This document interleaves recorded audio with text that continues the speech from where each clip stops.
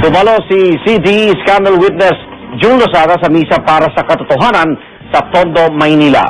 Dito may ikinumpisal si Lozada sa mga taong nakikinig. Bagay na tila hindi naman nakaapekto sa pagsuporta nila sa CDE scandal star witness. Saksi si Michael Fahapis. Sa simula pa lang ng misa, ipinakilala na ni Manila Auxiliary Bishop Broderick Padillo ang presensya ni June Lozada.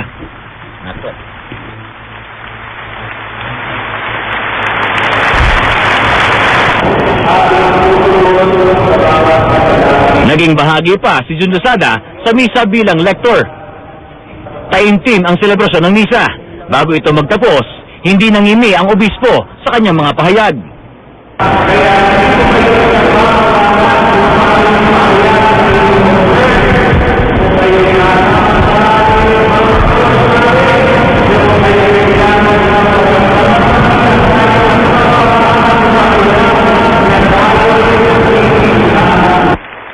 Binigyan din ng pagkakataon na magsalita si June ukol sa mga kumakalat na text message na kanyang umano'y relasyon sa ibang babae bukod sa kanyang asawa.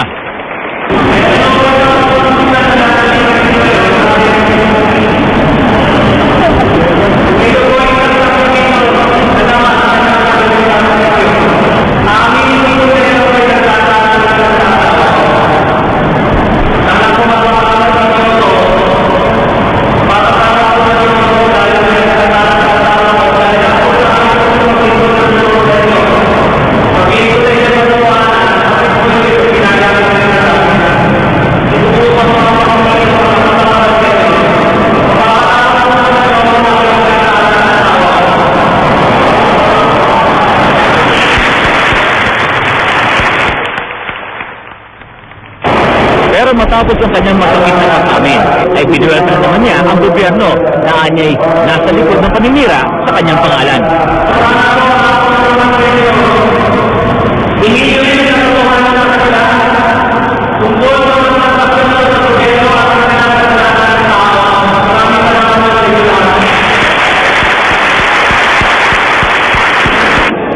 Matapos ang misa, tumuloy si Lozada sa labas ng simbahan upang magsindi ng kandila. Dinulog siya ng mga tao.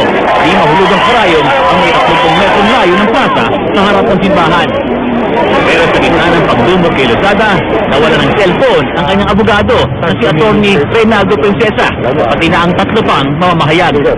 Namomroblema ngayon ang abogado ni Lozada dahil may laman umanong mga sensitibong informasyon ang kanyang nawalang cellphone. Kung maaari, ibalik na lang sa akin ang cellphone.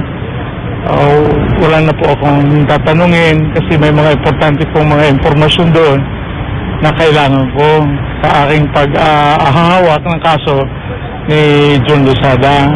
Michael Fahapis ng inyong saksi.